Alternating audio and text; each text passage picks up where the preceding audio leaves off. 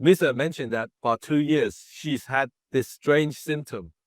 Parts of her body feel like they're vibrating, but you can't see it or feel it from the outside. This vibration shows up every day, moving around. First here, then there. It gets worse at night. Moving around helps a little. All her tests came back completely normal. She asks Dr. Fang, what is this? I actually recognize this. Most people would think you're out of your mind, feeling like your body's vibrating when it clearly isn't. They'd say you must have a mental problem. Go see a psychiatrist. You're having hallucinations. But that's not what's going on. This is a physical condition. Here's the thing. Every part of your body needs to stay in constant contact with your brain, every single moment. Your brain is constantly monitoring every inch of you. That monitoring function lives in a region called the insular cortex, and dopamine keeps it running. So if your brain's dopamine is low, your proprioception, your body sense, starts cutting in and out.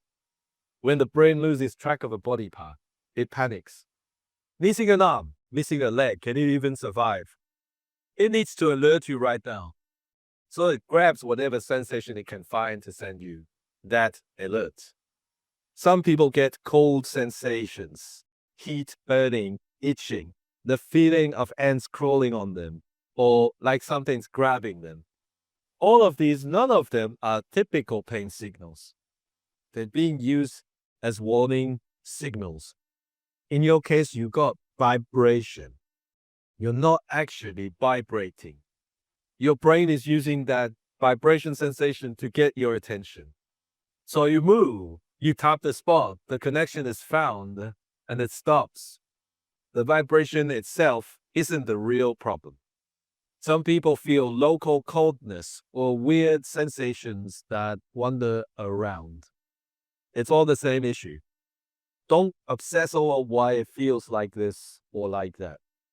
The real problem is the lost connection. A low dose dopamine can help your brain reconnect with your body. Once that's addressed, the symptoms improve. All right, next one. Miss B.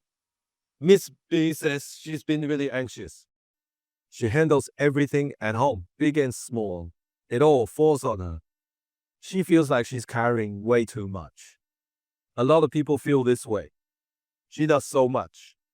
A woman in her 40s or so, she's always carrying the whole world on her shoulders. Elderly parents above, kids and young people below. Everyone needs her. Her mother passed when she was young. She grew up feeling deeply unsafe. She was completely on her own. As a child, all alone, she had to stay constantly alert, always on guard. She grew up anxious, and that anxiety followed her into adulthood. Every little thing at home, she has to worry about it. So she's built up this crushing anxiety. She asked me, how do I treat my anxiety? Here's the truth. From childhood, your anxiety was shaped by your environment. It grew out of your circumstances. Your mom left when you were young. You had no one. So you became hyper vigilant. That's the root. Here's what Dr. Fang recommends. Close your eyes. Bring up that image of your younger self all alone with no one. Just sit with that image. Look at it until you know it, until you're fully desensitized.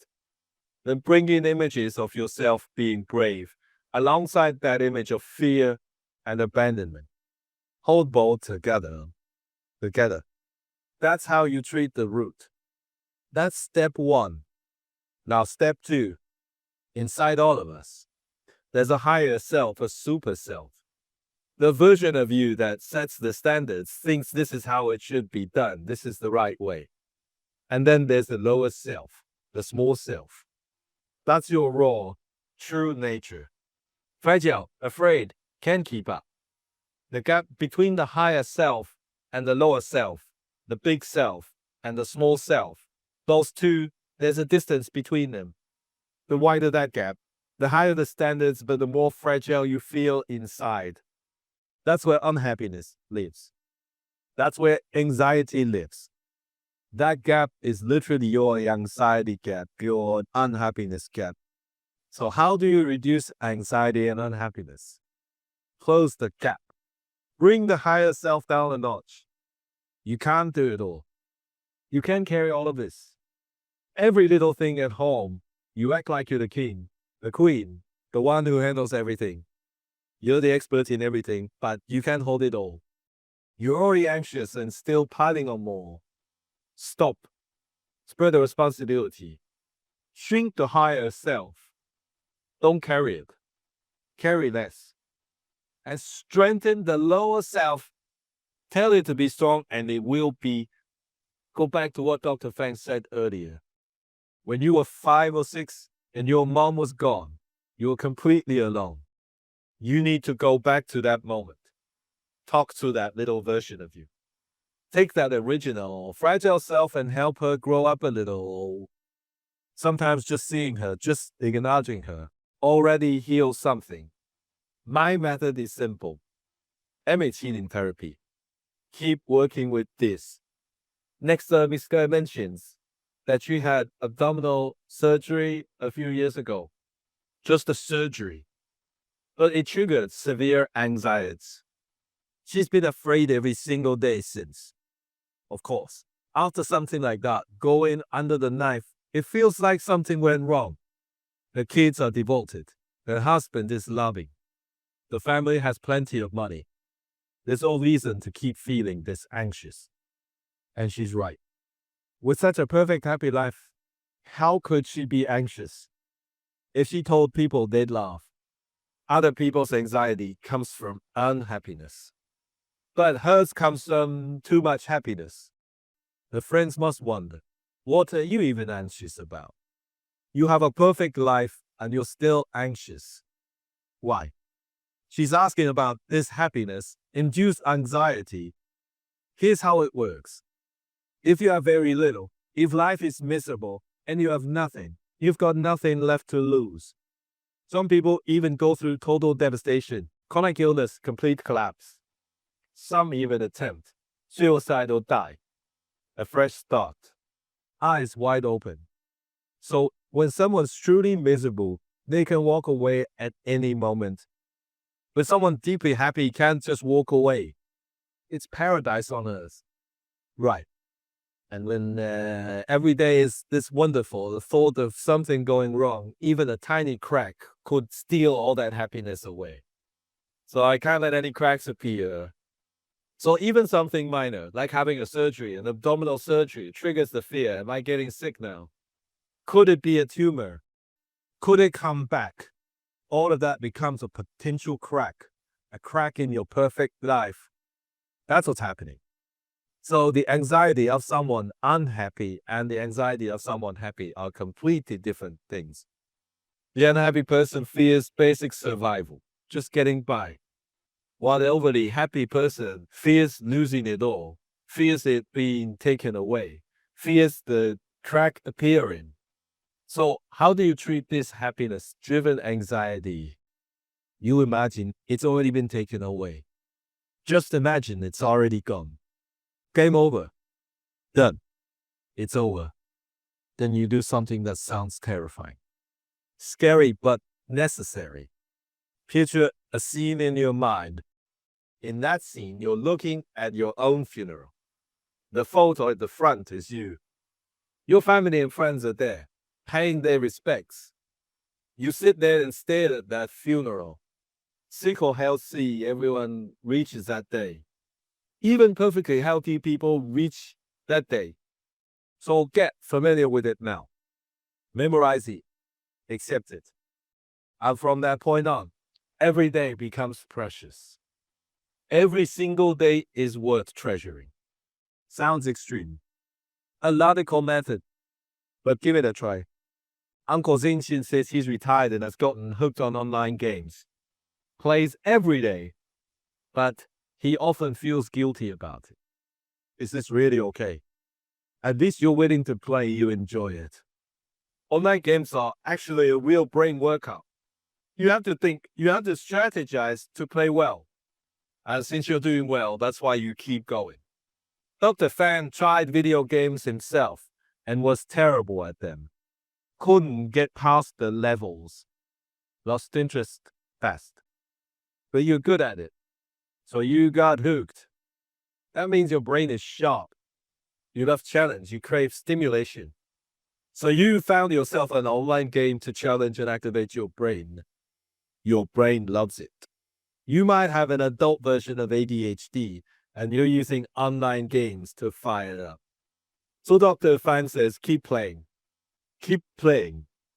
But carve out some time for something less intense, something slower, like conversations with AI. Dr. Fang does this show every week and uses AI as a teacher, a thinking partner. I constantly talk things through with it. Not to get answers handed to me, but to get a different perspective. So I often think something through first, then bring it up and let it spark new ideas. I even do this while walking every single day. I get that intellectual, that satisfaction from AI, then come here to share it with you. That's my version of an online game. Less of an adrenaline rush, less of a dopamine spike, but genuinely good for you. These past 2 years doing live streams, I feel like my brain is sharper, more complete. Because I take complex ideas and organize them into something coherent, then translate it into plain language for the audience. The whole process is my online game. Find your own version of that. Next, Kevin says he and his wife haven't really talked in a long time. They can't stand each other. The house is a mess. He doesn't know what to do. So it sounds like the messy house is somehow the wife's fault. The way you say it, it sounds like my wife won't talk to me and won't clean either. Basically, it sounds like you think keeping the house clean is entirely her job. Look, if my wife were out earning money and I were home, I'd be cleaning. If both of you are working, then both of you should be cleaning. That's the basic logic. So what do you do? This whole can't stand each other situation, there's not much Dr. Fang can say from the outside. Honestly, when a marriage gets to this point, it's pretty stuck. A lot of couples end up like this. It becomes more of a coexistence. No real emotional connection. But you've gone past mere coexistence. There's actual resentment now. What you need to do is pick a day when you're both in a decent headspace, feeling relatively okay. Sit down and honestly lay out the specific things that bother you about her. Put it on the table. Now, will she be shocked? Will she resent you even more, knowing you have that many issues with her? Here's a better approach. Sit down together. Let her go first. Listen to what she dislikes about you. Let her speak first. Whoever goes first, loses first. So let her share the specific things she resents. Specific incidents. Don't stay stuck in vague, sweeping accusations like you're so selfish. That goes nowhere. That kind of talk has no resolution. Where exactly am I selfish? Just saying, it doesn't make it true. You can't argue like that. Be specific. Say you think I'm selfish. Let's skip the label. Give me a specific incident where I was selfish. Name it. And you just listen without defending yourself. Then share what bothers you about her. She goes first and you follow up. Now you've exchanged these specific grievances. Once you lay out those specific incidents, something opens up. There's breathing room. We so often get trapped by abstracted labels. Trapped by words. Like, my wife is such a lazy person. When you say it that way, that's a words trap. Tell me specifically where she's lazy. What incidents showed it? What specific habit is it? That gives you something real to work with. And often, once things are clearly named and said out loud, they just resolve on their own. You don't even need a solution. Just naming it clearly, getting on the same page, seeing it together, That's often enough. This method works every time. Find a good moment when you're both doing okay. Let your wife go first. A specific complaints and incidents about you. Don't get into abstract debates. Back and forth. That only makes things worse. Then share your specific complaints about her. Plus 32, 34 of them. And suddenly there's clarity. Next question. Mr. Limonchen said his friend didn't die of illness, but has another friend who recently had a brief psychotic episode. Brief psychotic disorder. What are the behavioral signs? Can it appear suddenly? Is it genetic?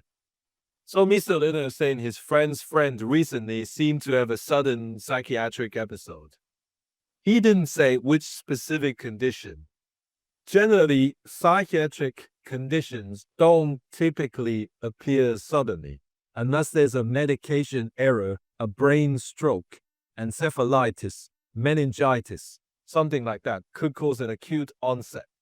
For example, someone suddenly runs a high fever and starts rambling incoherently. A normally sharp person has no idea where they are, just talking nonsense. What's the diagnosis? Very likely the herpes virus has reached the hippocampal region, causing acute confusion. That's one possibility. So physical causes should always come first. If someone was completely normal before and is now completely off, think physical first. Do everything you can to rule out a physical cause. The other type is overlooked psychiatric factors. Signs of anxiety or depression were already there, or unusual behavior, but it was all dismissed. So they're just stressed. No big deal. Just overthinking. But those were all early warning signs. The condition was brewing, lying dormant for years, until a stressful event finally triggered the breakdown. So sometimes it's not what the patient or family says that counts. You have to carefully look for the hidden, overlooked psychiatric symptoms. But now, because of this major stressor, it all came out. So there are two types. One is the clean type, completely normal before, no trigger, then suddenly sick. Just felt ill. The other is the hidden type. Subtle early signs were there. Then a stressful event hit and it triggered a full episode. As for whether it's genetic, everything has some genetic component. Don't overthink it. Next question. Mr. Lin mentions he's 45 and single. At this age, his anxiety is less obvious. He worries whether his money will last through old age. Living alone, his health, caring for aging parents, these things weigh on him more and more. What advice is there for this kind of 40-something single person with hidden anxiety? My advice: take it one day at a time. Listen, you don't need to think that far ahead. Just do what's in front of you. Well, when you worry far ahead, you suffer in the present. Confucius actually said the opposite. He said if you don't plan ahead, you'll suffer up close. But in psychology, worrying too far ahead creates suffering now. So stop asking yourself, I'm healthy now, but what if I get sick? Sure, that could happen. And your aging parents, what if something happens to them? Sure, that could happen too. But don't worry about things that haven't happened yet. Focus on what's right in front of you. Okay, Miss Chen says she's a Christian. She knew she was highly sensitive back in middle school, so she often argued with her dad. But she knows it wasn't just rebellion. She asks, how do you see the role of faith in the emotional growth of highly sensitive youth and its impact on family relationships? All right, let me simplify this. Basically, during your adolescence, you were in middle school, a young teen. Teenagers go through puberty. Puberty is all about building independence. And to become independent, you need an enemy. Your parents, your school, they accidentally become that enemy. You cast them as the enemy, to help yourself break free. Then you start picking fights. There are many ways to pick a fight. Even your faith might just be another way to clash with your parents. That target holding a different opinion on purpose, you amplify that difference. You want to win that battle. That's fuel for your independence. This is something parents need to understand. And they need to understand it too. What it means is, in its process, the content and the method don't matter. Achieving independence is what matters. So in recent episodes where Dr. Fang talks about teen independence, that's the whole point. Don't get fixated on specifics with your kids, your teens. Don't obsess over why they talk back or snapped at you.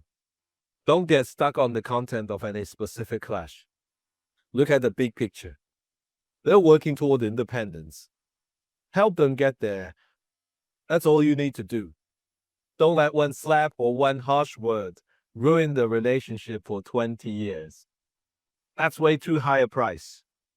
Alright, Mr. Horn, he's 40, still chasing his pharmacist dream. Feels useless. Half his youth is gone. On top of that, mortgage and student loan. He wonders if he should just focus on saving money and go into insurance or real estate after the exam. Would that life be better? Let me be straight. You've fallen into what Dr. Fang calls the U stage. You regress back to the U stage. You chose the pharmacist path and it hasn't worked out. But you won't let go. You think being a pharmacist is better, more prestigious, the ideal job. But you can't make it happen. And you won't settle. So you keep stalling, refusing to start the train of your life stuck at the U station. So what do? Pull out of the station. If it's not working, admit it and move on. Start your new life. You're already 40. Are you going to wait until 50, until 60? That's pointless.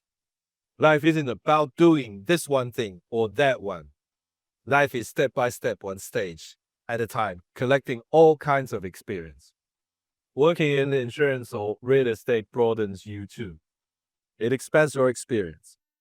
Locking yourself home all day studying just to become a pharmacist, that's way too one. No. Your life ends up with no substance. Want to understand life issues from a medical perspective? Share with all friends and family. Let's improve Taiwan's medical culture together.